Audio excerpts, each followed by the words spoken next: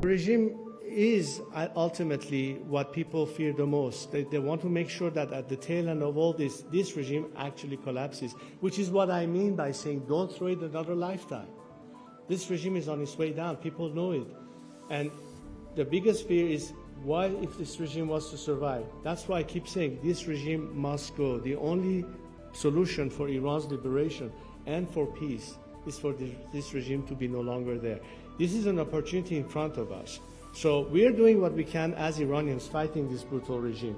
It is time for the international community to finally decide whether this time they're going to be with the people and help them overthrow this regime.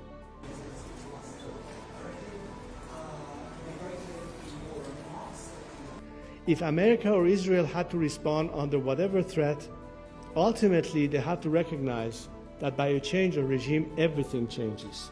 So it's not that they need to advocate for regime change.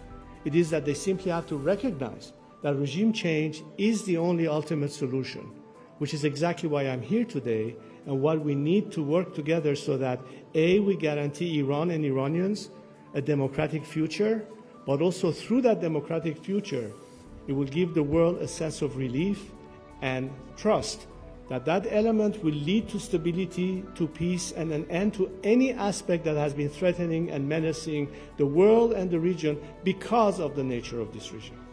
Il avait toujours pour habitude de dire Amar bar Shah, mort au Shah. Est-ce que vous, 46 ans? All these moments, all these movements that people have tried to fight and died for, fighting an unequal war against an extremely repressive regime, now the regime is even weaker than it was yesterday, because two other instruments, one that incarcerates them, another one that strikes them, is being eliminated.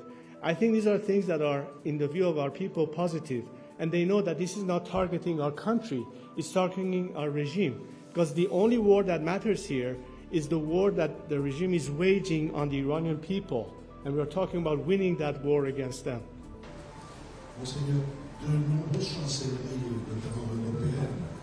I'm stepping in to lead this transition. I don't believe I need a title to play that role. The important thing is to be someone who can galvanize the nation, unite as much as possible the majority of democratically minded secular forces within the opposition and the political spectrum, as I mentioned.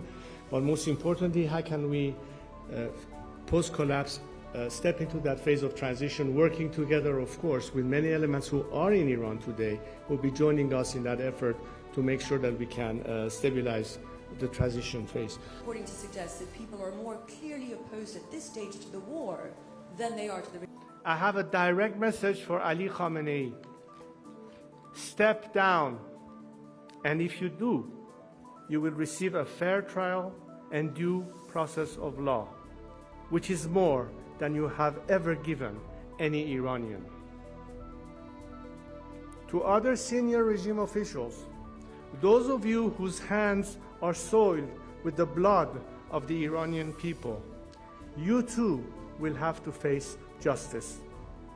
But we will not repeat the mistakes in other failed transitions.